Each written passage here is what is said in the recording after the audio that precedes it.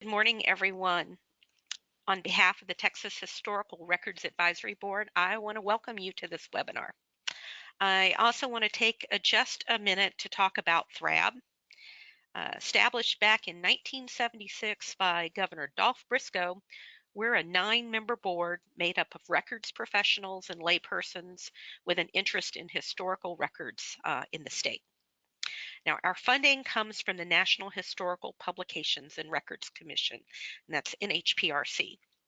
And this is the grant-making arm of the National Archives and Records Administration in Washington.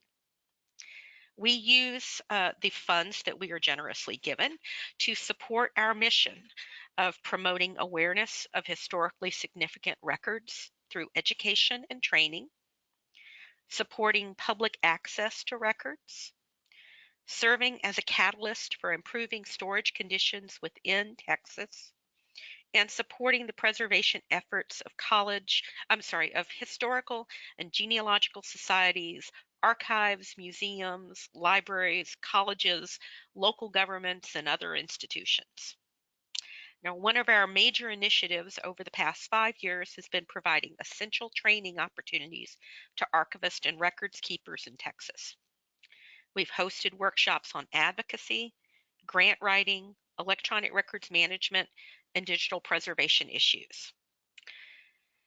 With several historic flooding events in Texas over the past few years, we could also see a renewed need for training in emergency preparedness, response, and recovery.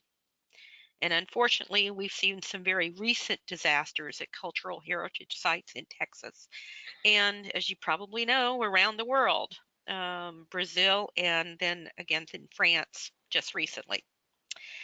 These all serve as a reminder that we need to be prepared because it can and probably will happen to us. So once again, I want to welcome and thank you for making this training a priority today. And now I'm very pleased to introduce your instructor, Rebecca Elder. Rebecca is an experienced cultural heritage preservation consultant.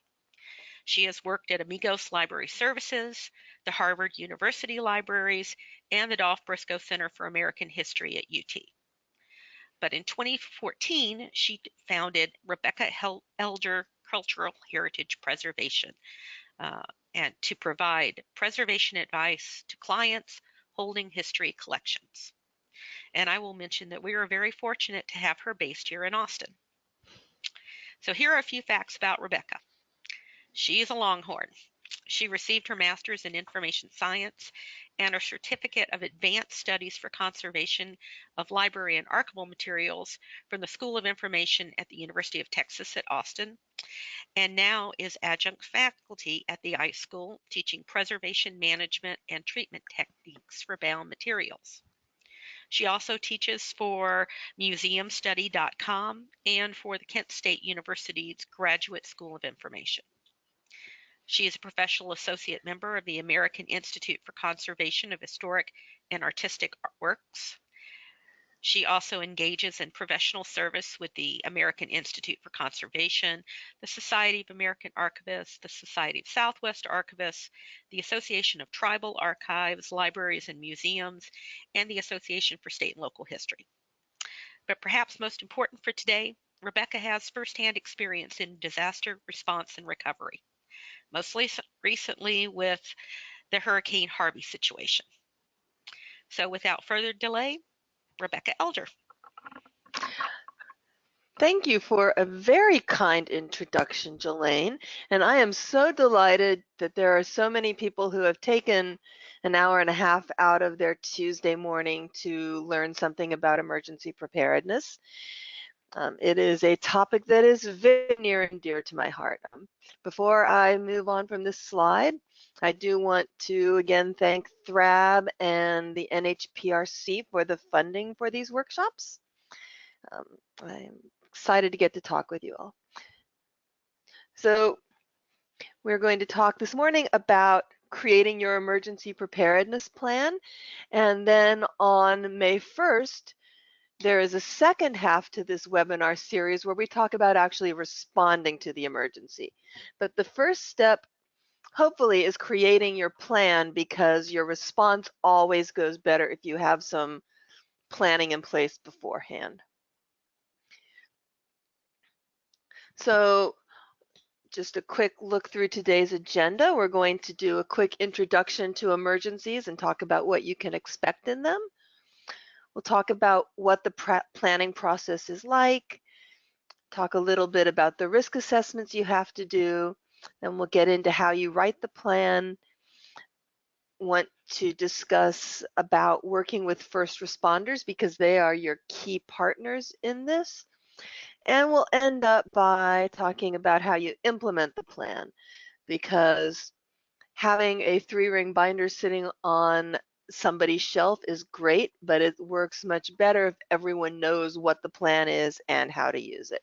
So I think it's going to be action-packed. Here's a lovely picture. I believe this is post-Hurricane Katrina of an archives. We're going to just start out by talking about the basic types of emergencies and what comes along with them. And one of the big takeaways you should end up with today is that emergencies are not a matter of if, they're a matter of when, as Jelaine said earlier.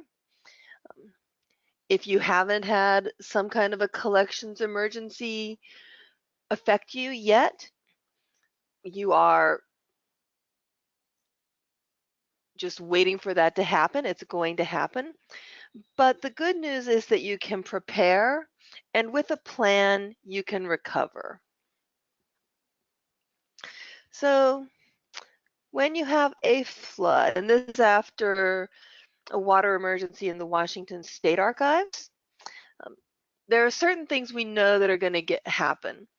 Your materials are going to get wet, and they're also going to get dirty, because flood water isn't nice, clean tap water. It's nasty and icky, and you don't really know what's floating around in it, but you can pretty much guarantee it's disgusting. When your records get soaked, they get very, very heavy to the point where they can collapse your shelving.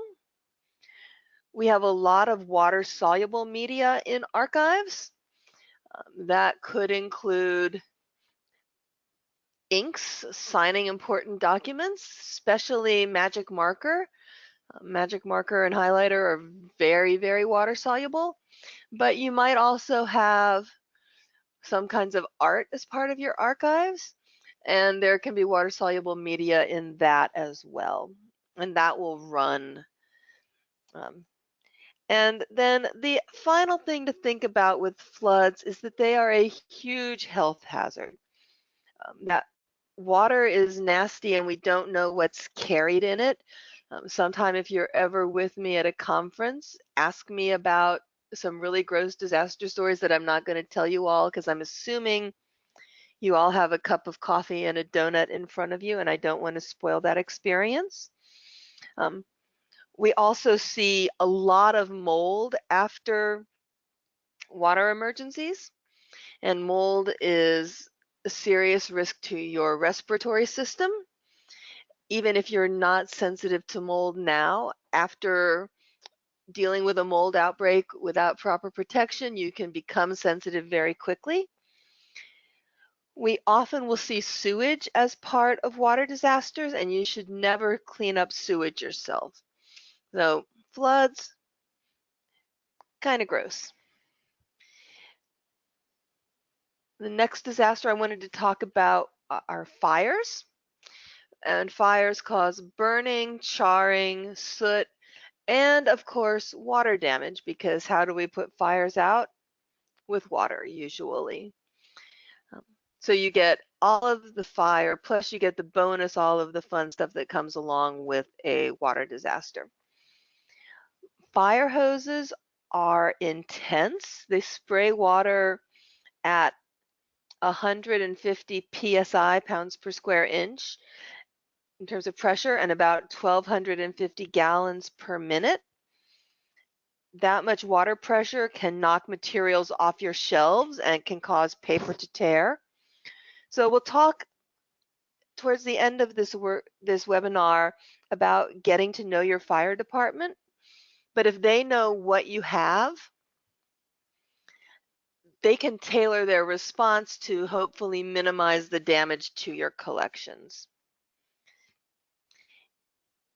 I am hoping that you are lucky enough to have sprinklers in your building, although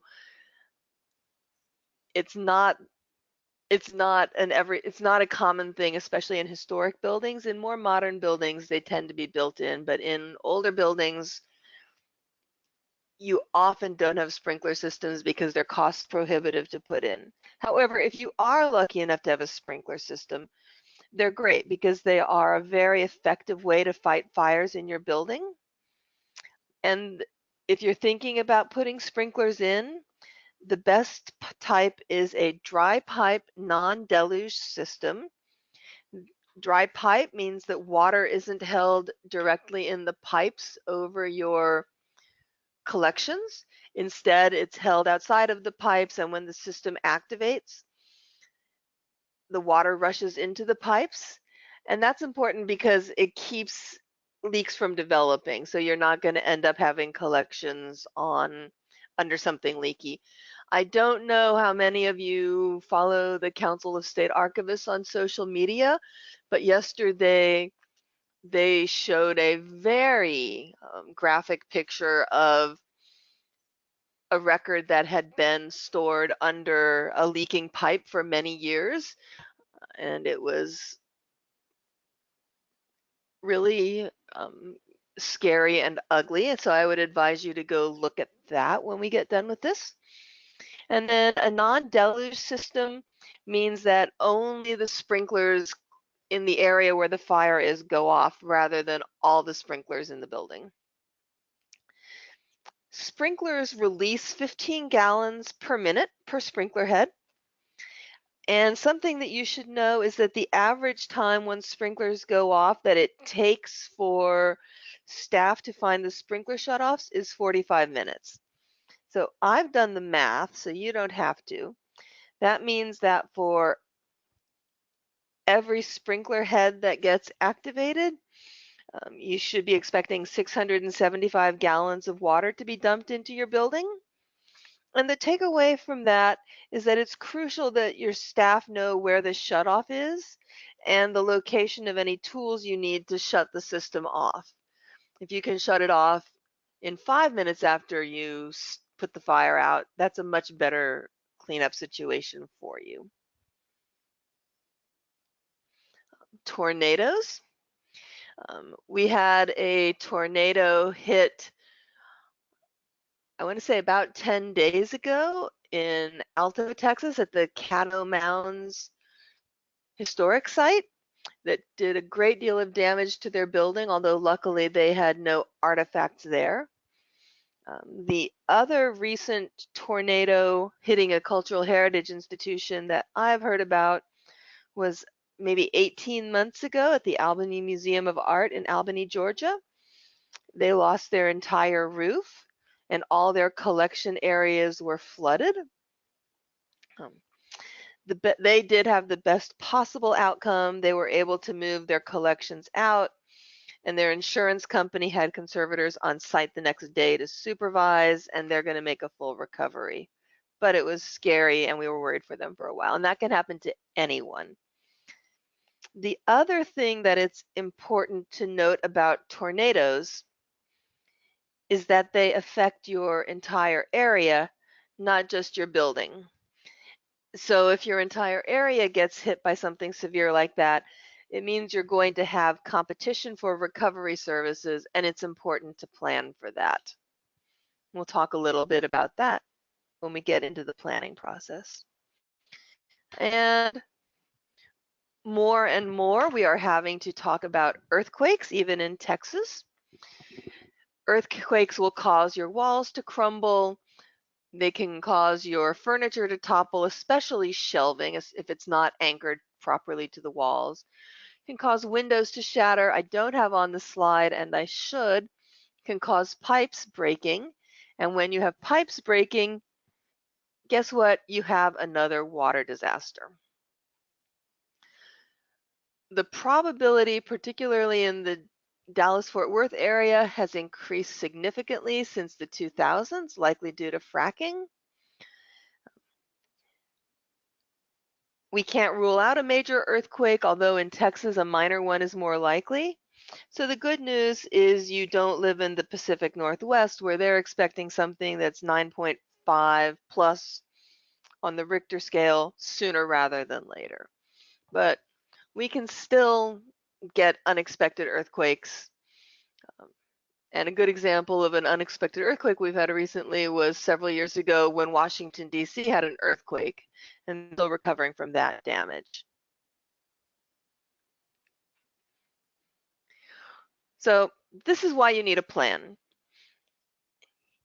These are Rebecca's little rules of emergencies. Emergencies always tend to happen on weekends and holidays when the building is unoccupied, or they happen when your key staff are on vacation. And small man-made emergencies are much more likely than large natural disasters.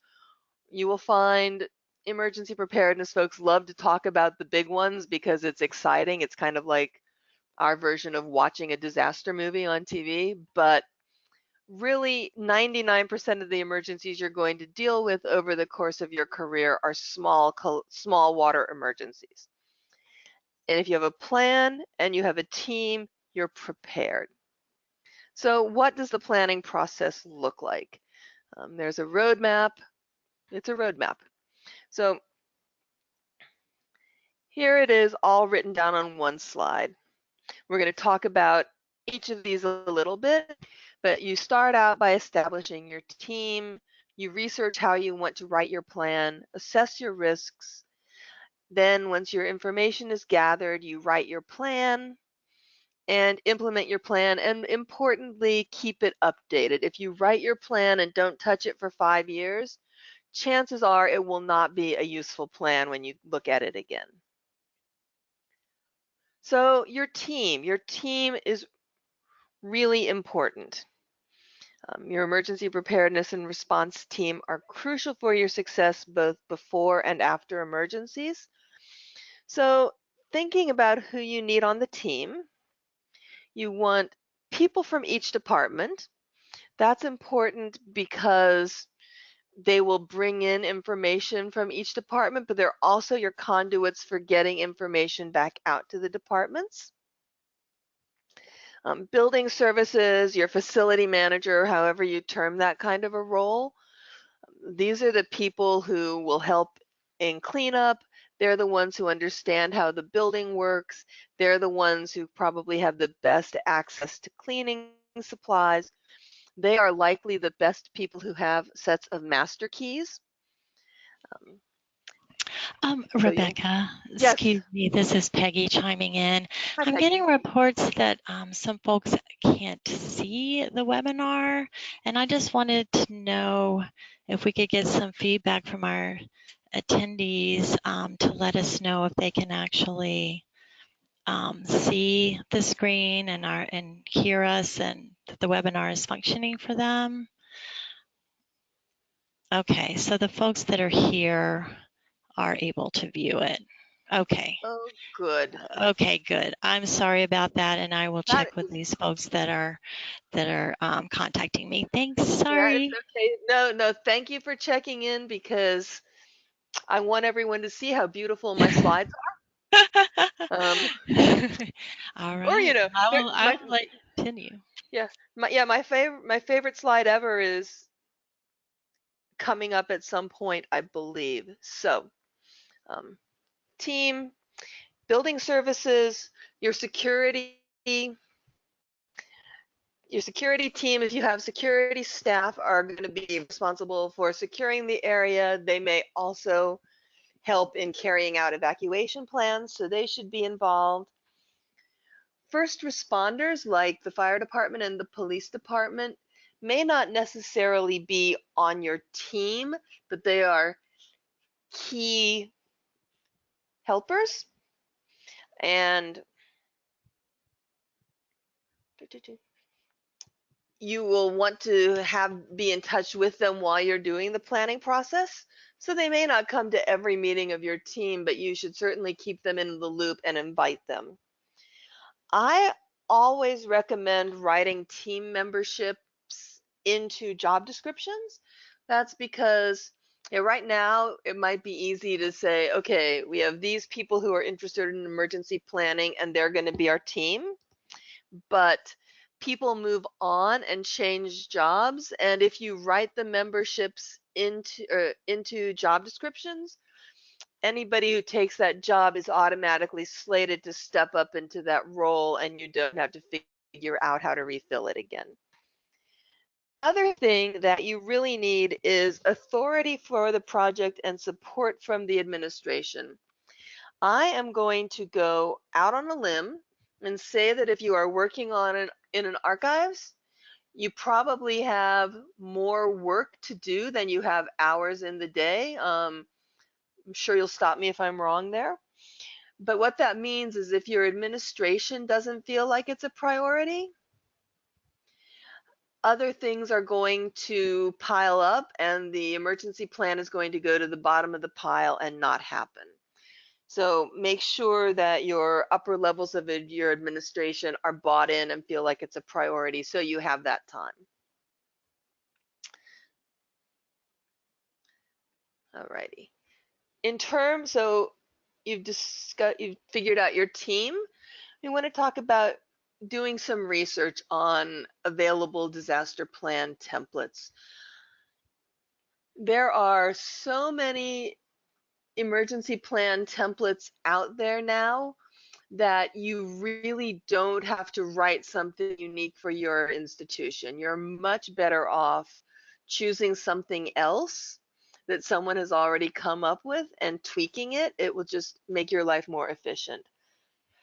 So some of the major ones out there, the first one is dplan.org, and it's sort of the big granddaddy emergency planning thing. It's a huge questionnaire, and if you take the time to fill the questionnaire out, type everything into the system, when you hit print, you will get a really, really thorough, well-developed emergency plan, and you'll be registered with their system, which is great because every 6 months they'll send you notes reminding you to update it. I love it because it's very thorough. The downside on it is the last time I checked, I think it had 175 pages of data collection, which is an awful lot of data collection.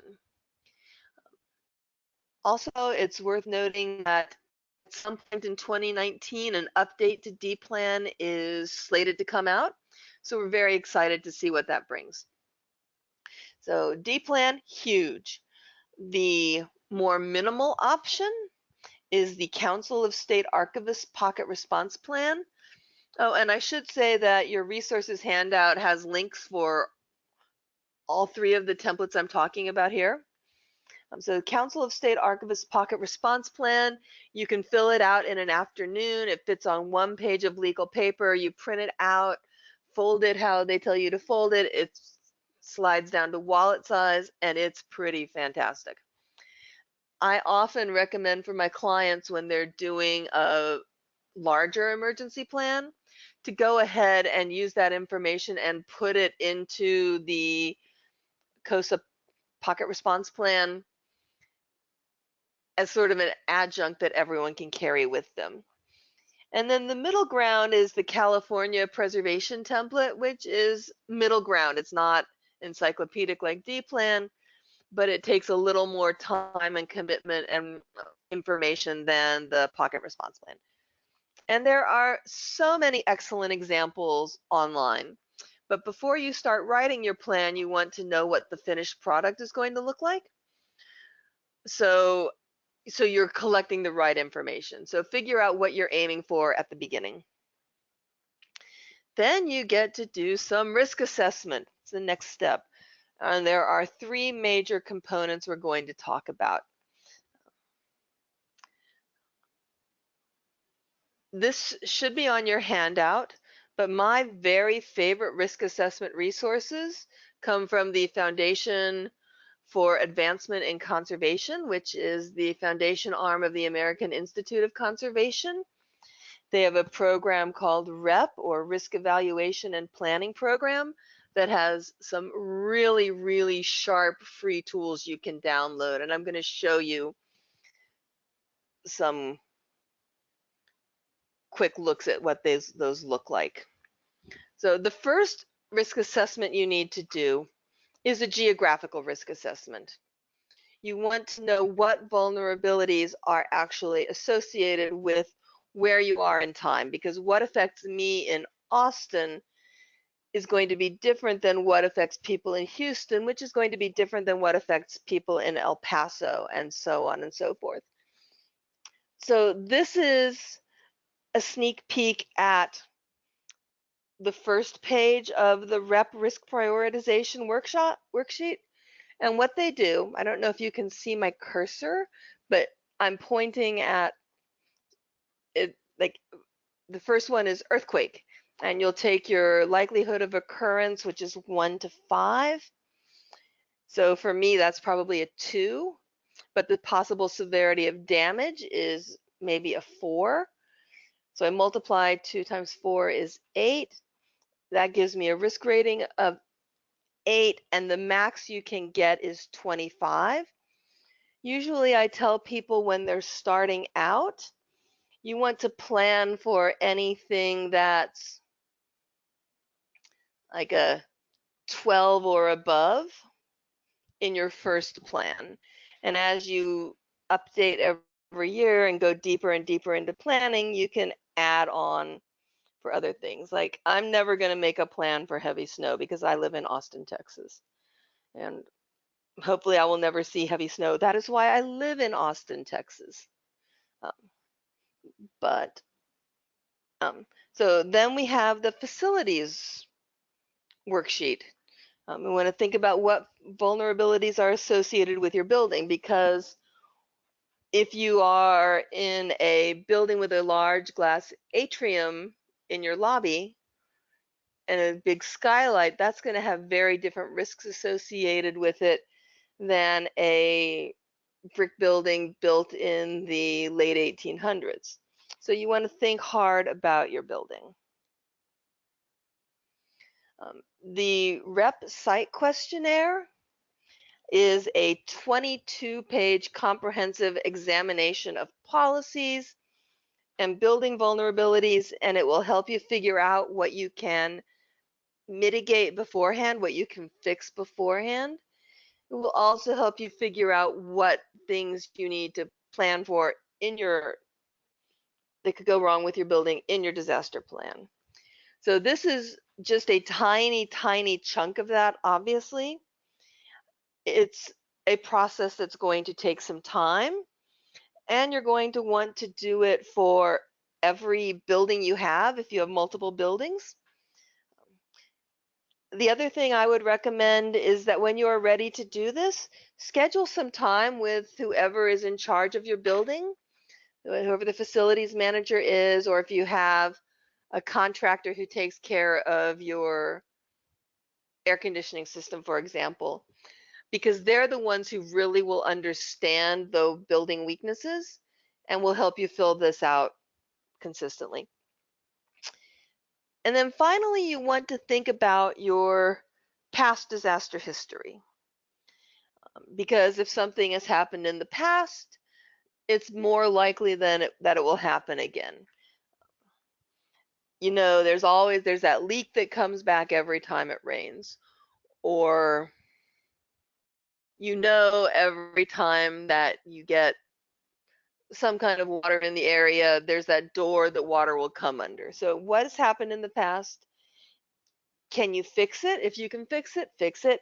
If you can't fix it, maybe you can't fix that door leak, but you can keep super absorbent snakes right by that door, and as soon as it starts to rain, you throw one down to absorb the water. The other thing to do is think about who's been in your building the longest, because they may remember things that you have no knowledge of. So that's your pre-research, and now you can start to write the plan. Some basics.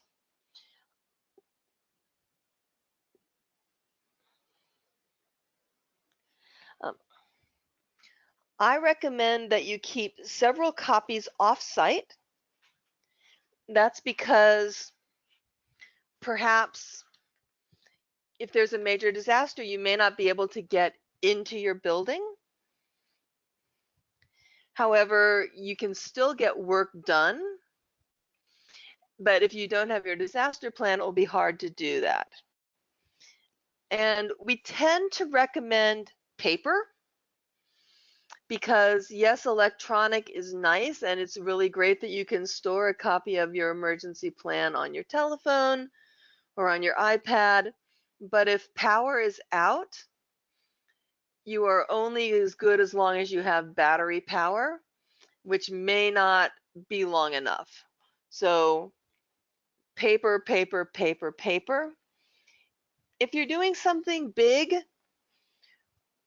like D-Plan or like the California Preservation Plan, ring binders are great um, because you only have to replace certain pages. The challenge there is you can't just give people the pages and say, hey, take this and replace it in your emergency plan, because sure enough, what's going to happen, they'll take it, they'll get busy, they'll put it on their desk. 3 months later, it's in a pile at the bottom of a pile on their desk, and it's not there when they need it.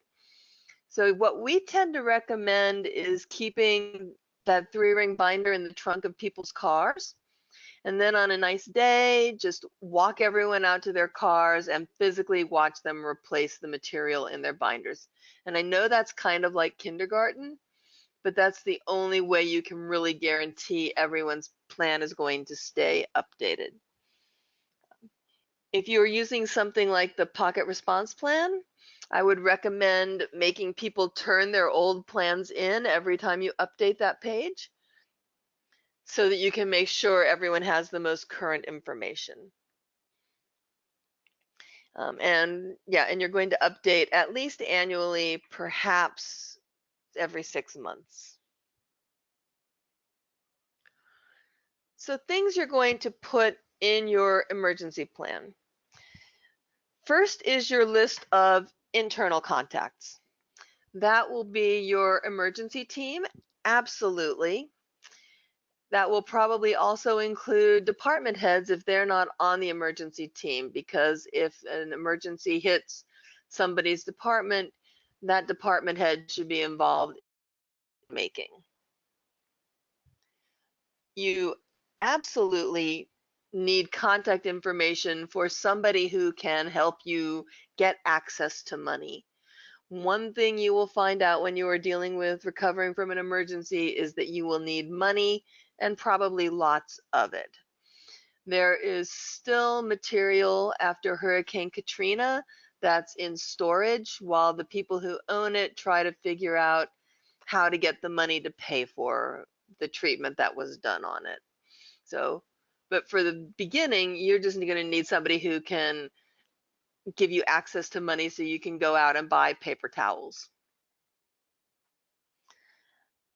You want your communications team included, particularly people who are responsible for updating voicemail messages to let everyone know that you are closed or that you are open, and who is responsible for updating your website so that people, the first place people will go for information, likely if there's power, is your website. So you want people to know what's going on. Your communications team can make that happen. And you need a phone tree because you may need to initiate a large scale response and get everyone in to start with the recovery process, or you may need to initiate a large scale, everybody stay home until we get the all clear that it's safe to come in here, which can take several days. Something else to think about is a way for your staff to notify you of where they are, particularly if you are somewhere that's prone to having to evacuate, like if you're in Houston and you get told that there's a hurricane coming and you need to evacuate, you want your employer to be able to find you. One of the lessons that came out of Hurricane Katrina was that everyone evacuated and no one knew where everyone was. So one thing you can do is set up like a Google Voice number that comes with voicemail and ask people to call in that with their location, and someone just calls and checks that every day. You also have the option of texting rather than calling. And if it's a major disaster, you may have more luck getting text through than phone calls. So that's your internal contacts. Next, we have your external contacts. These are all the people you are going to call. It's not going to be Ghostbusters unless it's a very specific type of emergency. But there are some emergency services people that we would expect you to be calling. That would be your first responders, obviously, police, fire, any city emergency services. If you have a city or county emergency management agency, they would be people to include. Your security company, your maintenance and utilities companies. So if you don't have somebody who's in maintenance on your staff, know who those people are and how you can get a hold of them very quickly. Remember that emergencies happen on weekends and on holidays, so if at all possible, you want to have 24-hour emergency contact numbers for those people as well. Likewise, who do you call to have your water turned off? If you have a major water leak, you need to get that reported ASAP. What's your city's main number for that? Conservators and specialists. You should think about all the types of materials you have in your collection, and for everything that is crucial, you want to have a conservator that you can call on. As somebody who identifies as a conservator, I would tell you that don't just put the phone number, don't look them up on the American Institute for Conservation's Conservator Referral Service and put them in your plan. Instead, make contact now before you need them so that these people know what you are going to be looking for. They know what they're going to be up against. You also want to know how much it's going to cost, because most conservators I know are willing to give a little free advice over the telephone, but if you need me to come on site and shut down my life for 3 or 4 days and hire someone to take care of my ever so demanding cats, chances are I'm going to need some financing to be able to afford to do that. So you should know what it's going to cost you before a conservator comes on site. It's a good idea to locate potential spaces for freezers, because in an emergency you can use freezers to freeze materials to slow mold growth. It doesn't solve your problem, but it puts it on hold. And next week, May 1st, we'll talk more about how you freeze materials. So if you are on or near a college campus, you can consider campus freezers, potentially science labs, cafeterias. Some really well-resourced universities have walk-in freezers specifically for collection materials that they may allow the community of neighboring institutions to use. Restaurants may be closed during a widespread emergency and willing to share space. You can use home freezers in a pinch, but they aren't the best solution because they cycle on and off, and that encourages the formation of ice crystals. The other people you can call for freezers are local grocery chains. Like HEB is very generous with the community and might be able to park a freezer truck that they own outside your institution for a couple of days to buy you some leeway. Likewise, I have heard anecdotally that if you are in Central Texas, the Bluebell Ice Cream Company has been very generous with such things. I would like to think they would come loaded with a little ice cream, because a little ice cream would make your emergency much more pleasant, but that's just me. If you have an insurance agent, one of the very first calls you'll need to make is to your insurance company. You'll want their permission to enter the building, and they may want to come with you to help document the damage. It's also a good idea to include information on how to file a claim and a copy of your policy. You may want access to legal advice if you don't have a lawyer on staff. You might decide that you want to include contact information for an industrial hygienist, especially if you are worried about flooding. They'll be able to help you make good decisions in terms of personal protective equipment and protecting your staff's health. If your building was constructed recently and you know the architect, it's good to include them, because the architect probably has an off-site set of plans that are the plans you want are called as-built, which is how the building was built, not how it was designed, which can be very, very different things. And anyone else that you think you might need to contact in an emergency. It's pretty flexible.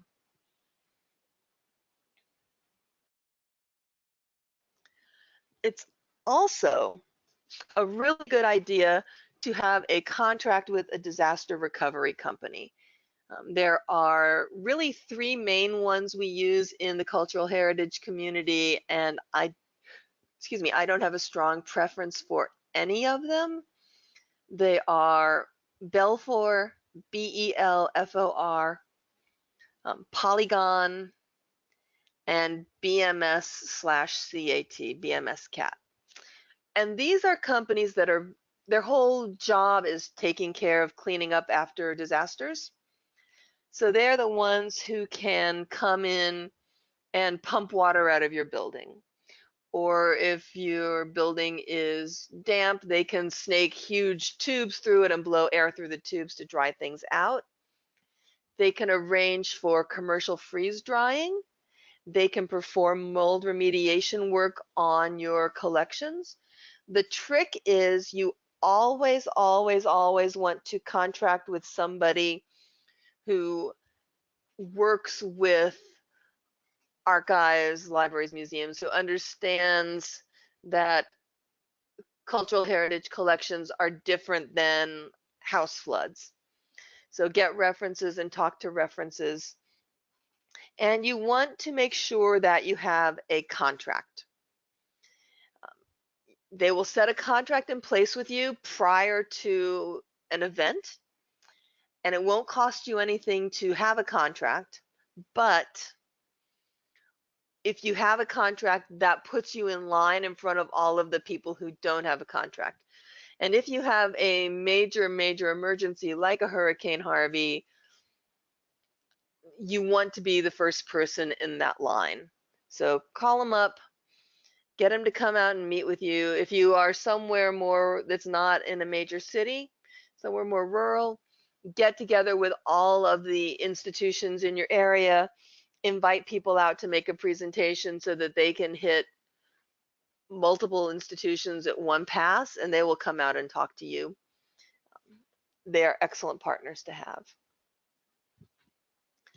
I also want to talk about the National Heritage Responders who should be on your contact list. They are very dear to my heart because I work with them. This is the Foundation for Advancement in Conservation's team of volunteer conservators. They are highly trained both in conservation in general and emergency response.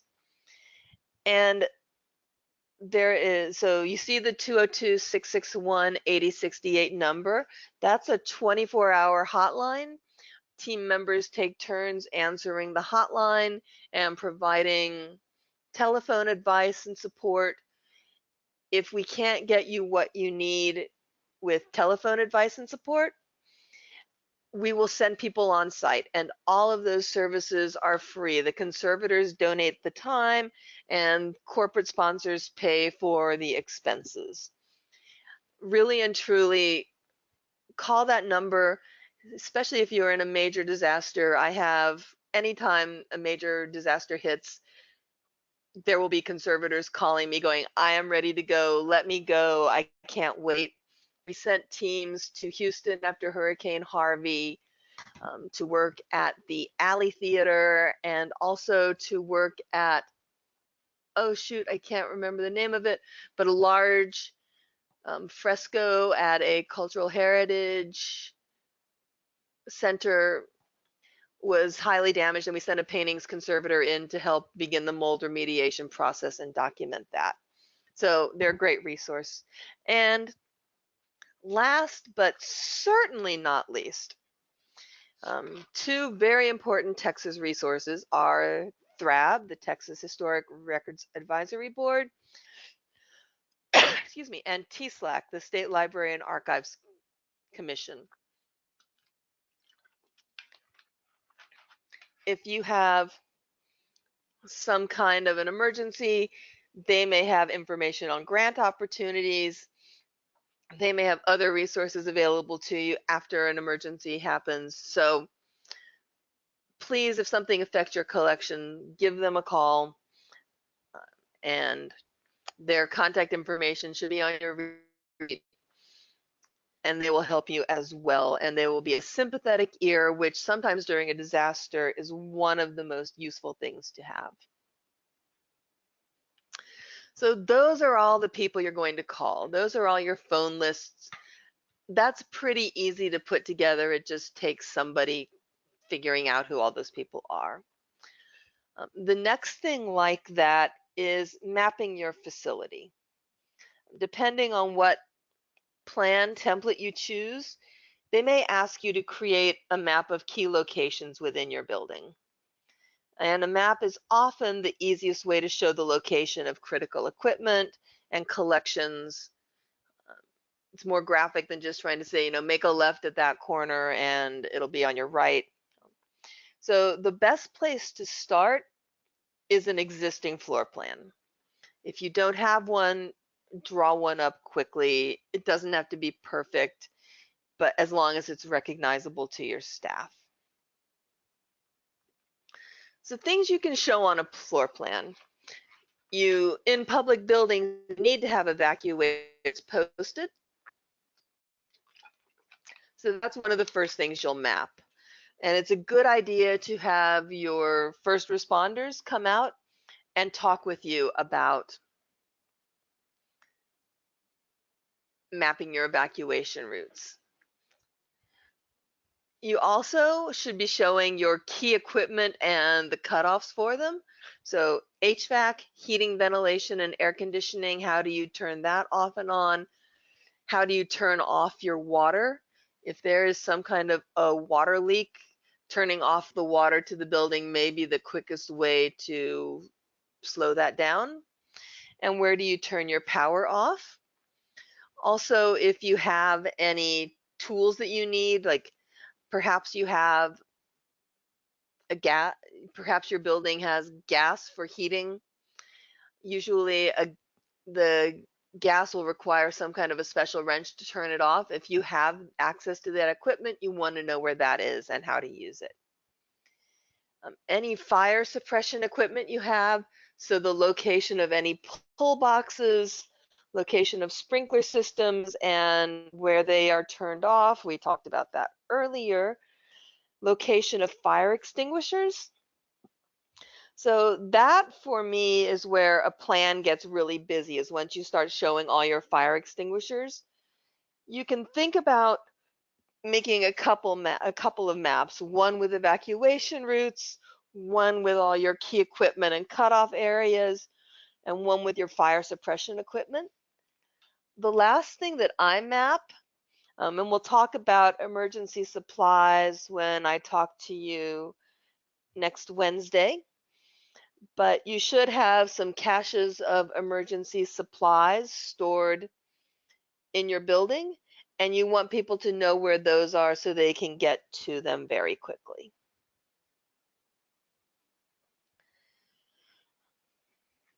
Then you have procedures.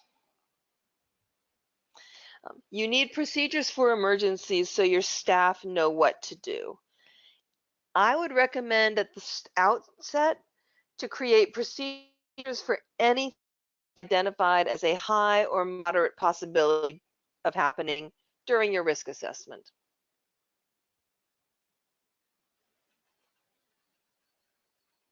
So, types of procedures you might have.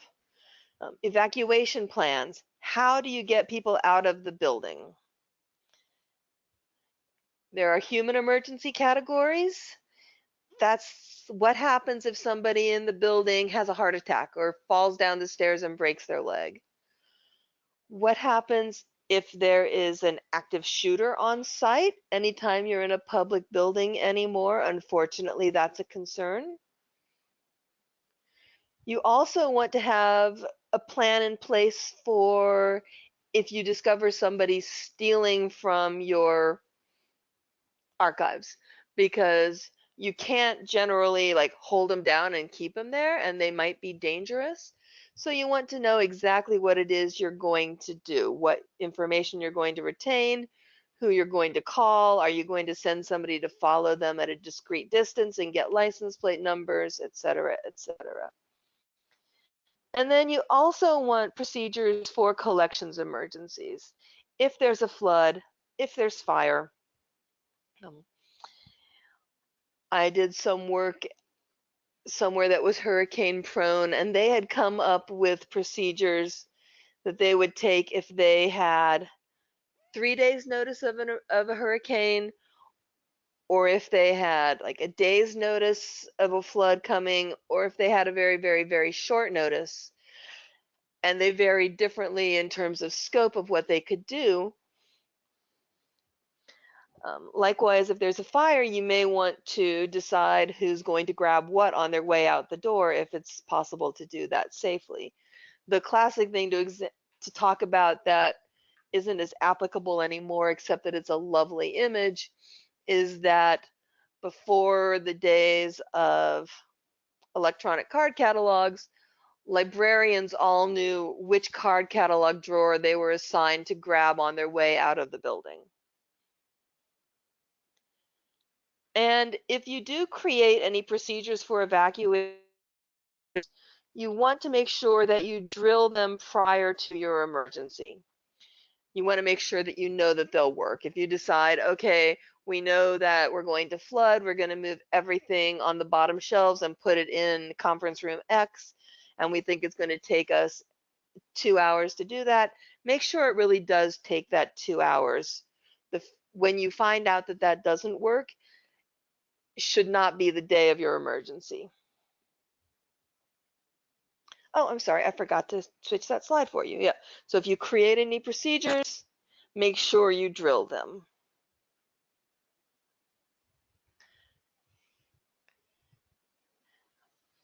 You should also know what are your most important things to save.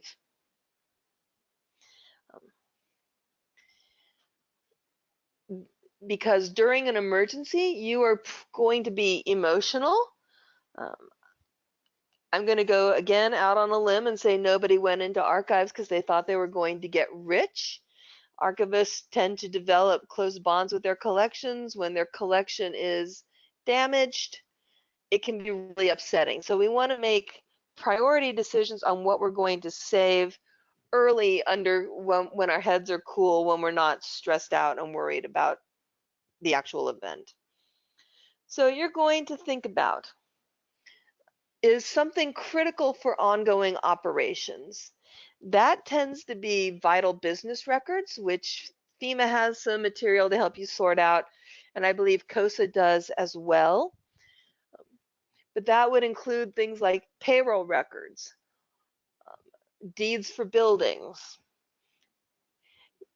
You also want to think about What are the iconic things your institution owns? Like if you own, if you have in Texas, if you have letters from Sam Houston, those are probably going to be iconic and a top preservation priority. You're also going to think about things that can be replaced. If you have material that can be replaced, like maybe you have something on microfilm, you're almost always going to be better off to replace than to try to restore it to a usable condition. But you also want to factor in how expensive something is going to be to replace. Right, there are conceivably, if we had a Gutenberg Bible like the Ransom Center, conceivably we could replace it. There are other Gutenberg Bibles in the world, but the replacement cost is going to be prohibitive. You also want to think about format. If you have newspapers, if those newspapers are available on microfilm or on some kind of an electronic format somewhere, immediately we know we're not going to take time trying to save those newspapers. Likewise, if something's available in another collection, which isn't going to be as applicable to archives because they tend to contain unique materials, but you might not want to save something that you could just refer somebody to an institution across the state. Collection value, when people think of your collection, what do they think of as being the iconic pieces? And then you want to think about what's particularly valuable or vulnerable to water damage. If, for example, if you have photographs, there are some kinds of photographs that are very vulnerable, some that can handle sitting in water for a little while. Do you have water-soluble media? That might be a higher priority than something that's just printer's ink that's not going to run. But you want to have a list of your salvage priorities and have that as your plan, part of your plan.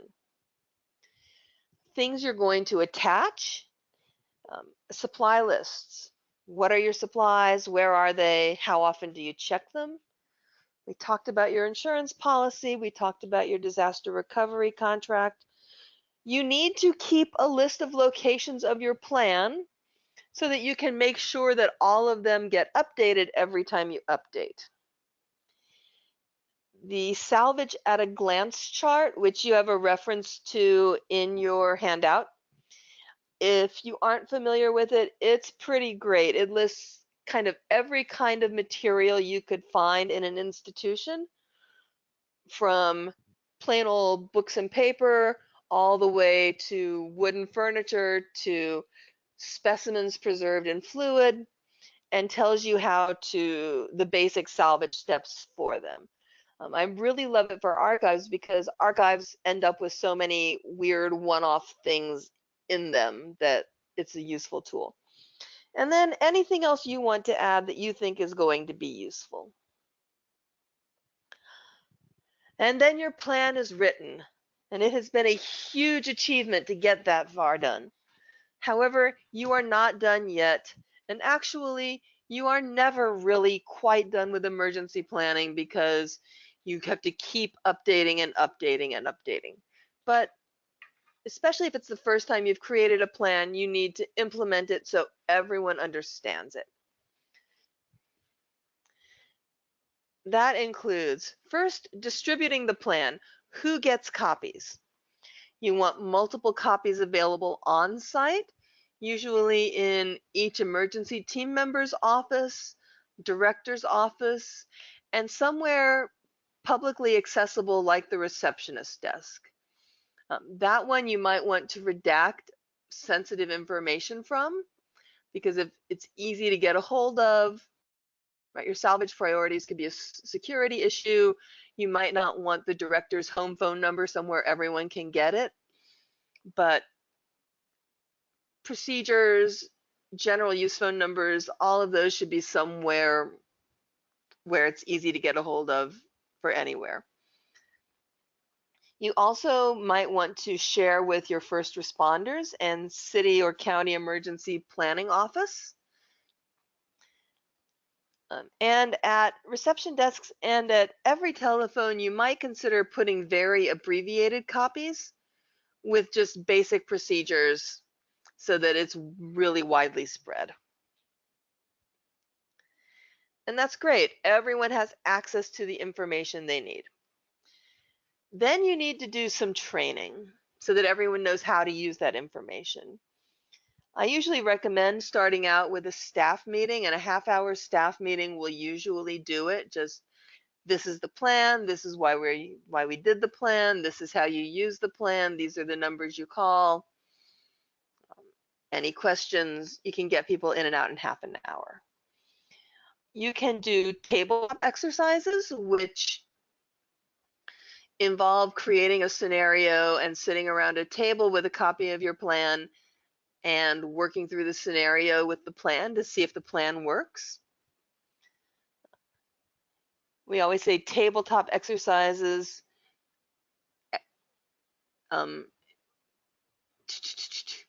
tell us how the plan works. Drills tell us how your people work. So you need to have fire drills, evacuation drills. If you're doing any kind of movement of collection, have those drills.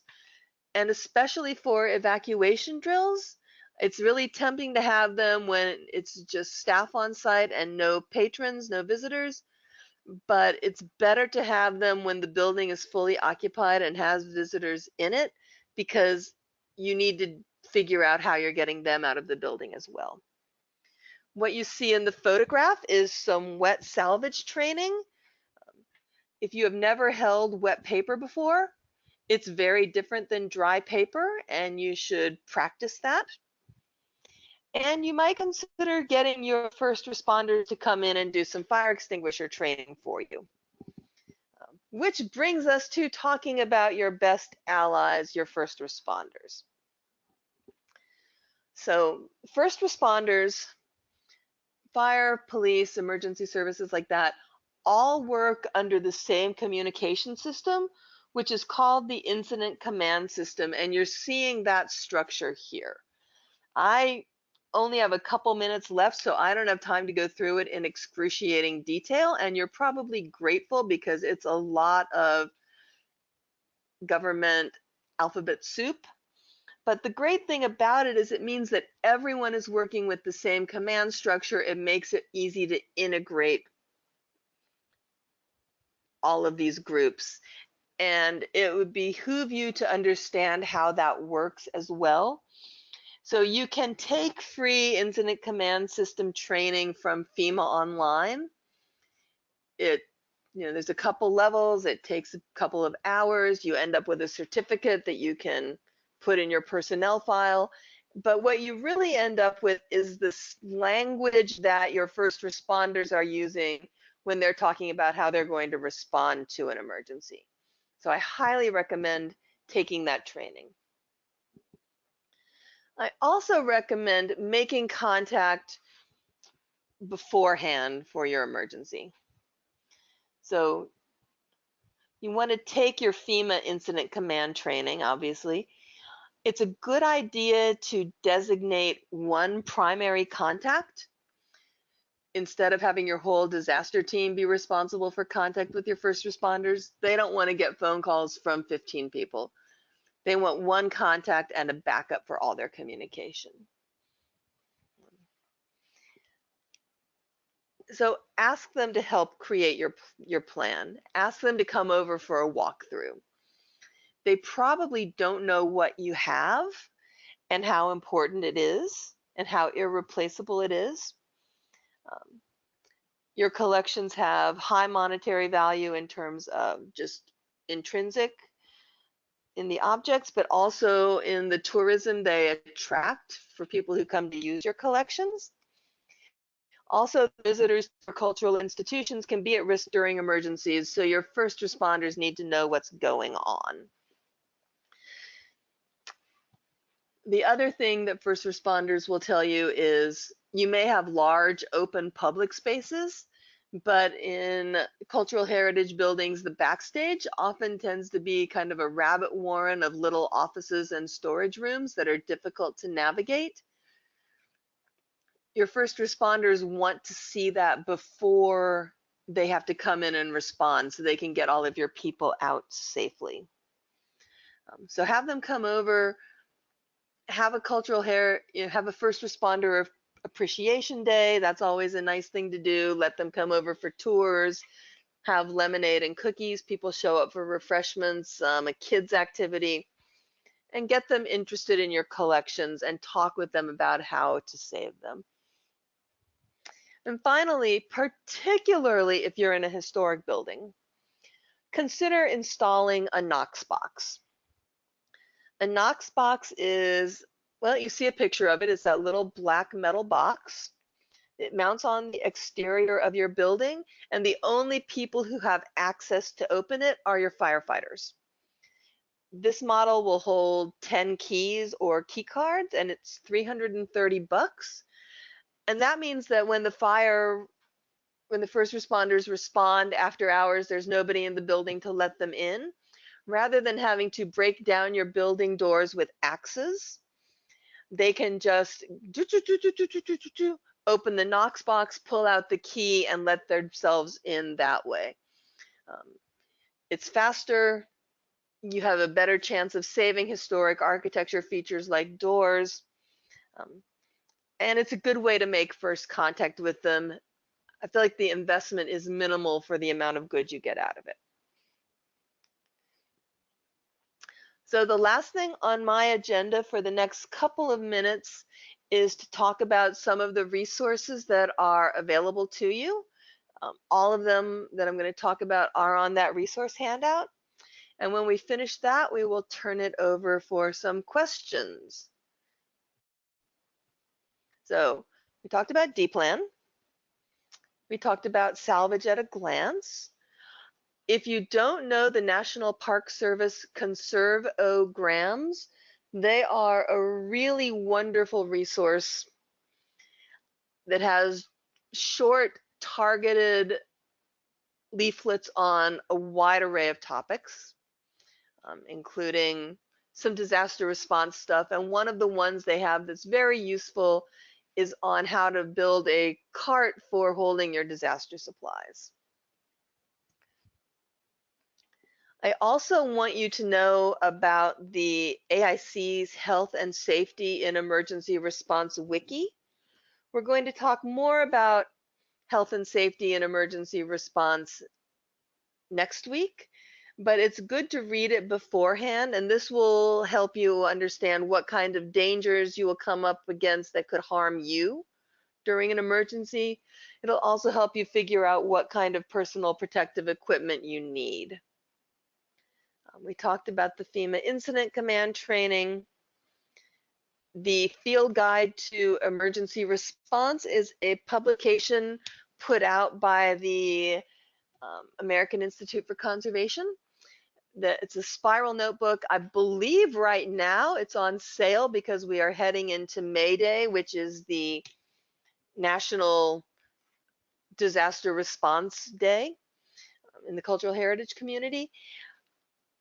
It walks you through all the steps to responding to a disaster, but the reason it's here in the planning resources is first, you would want to have it before your disaster.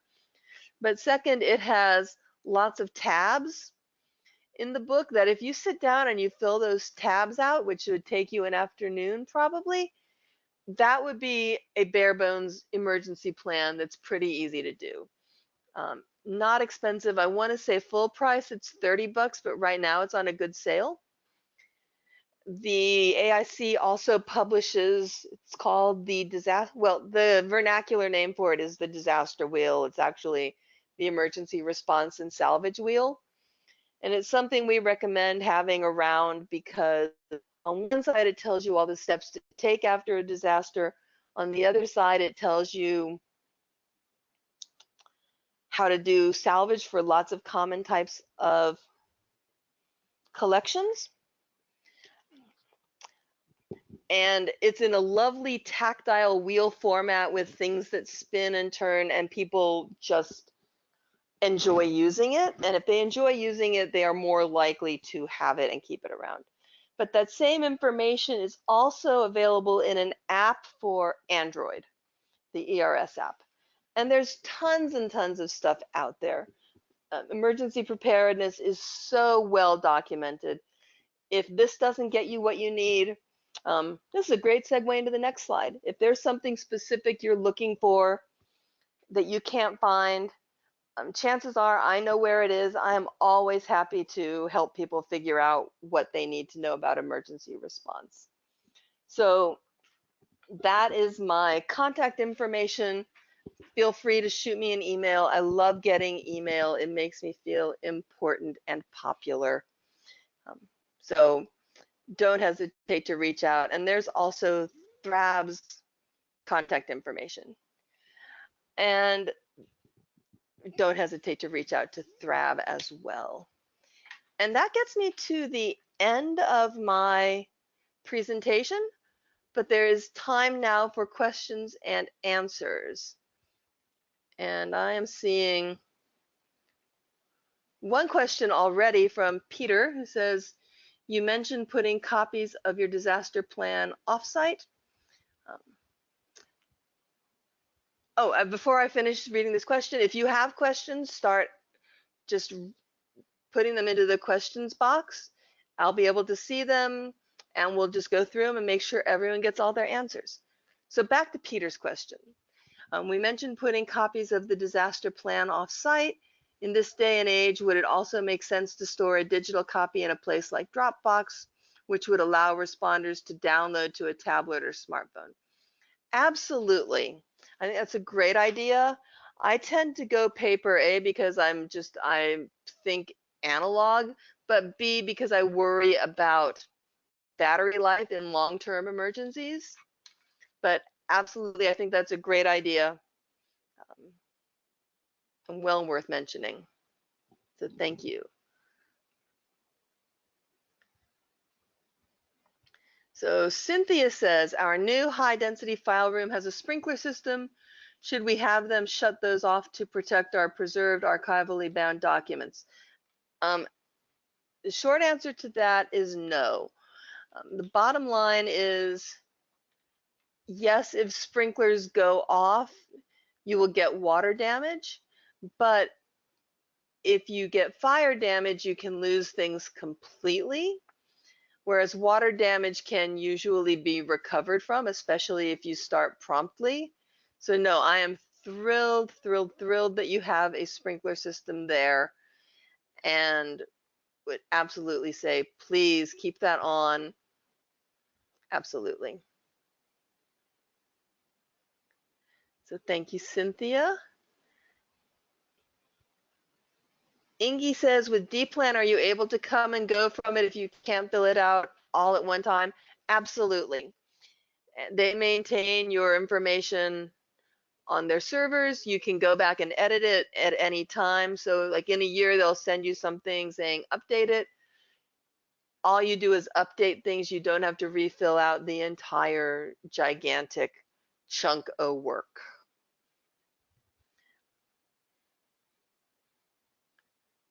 That is an excellent question.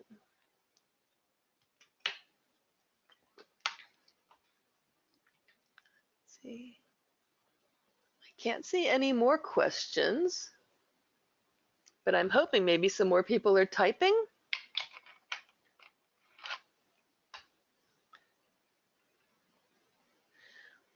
Cynthia wants to know, will the webinar be available to watch later? I believe so, but I'm going to let Peggy answer that one. Yes, we are recording, and we'll be sending out an email in a couple of days that'll have the link so you can get back to it if you want to refer to the slides and the recording. Awesome. Thank you. You're welcome. Well, if there are no more questions, we can go ahead and conclude this part one of the emergency planning webinar. Are there any more questions out there for Rebecca? And if you have, and if questions come to you later, you know how to reach me. So I'm happy to answer them, or I will hopefully I haven't scared everybody off, and I'll be seeing you again on May Day to talk about response, and we can pick up any questions we need to then as well. Okay, great. Well, thanks everyone for coming to part one of this two-part series on emergency planning.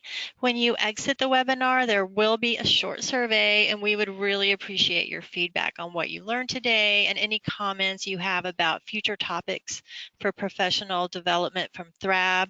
We do workshops in person, webinars all year long, so let us know the kind of things that you need to learn about. And when you exit this interface, just close the window or click the menu bar under File, Exit, Leave, and you'll be done. Thank you so much. Have a great day. Thanks, everybody.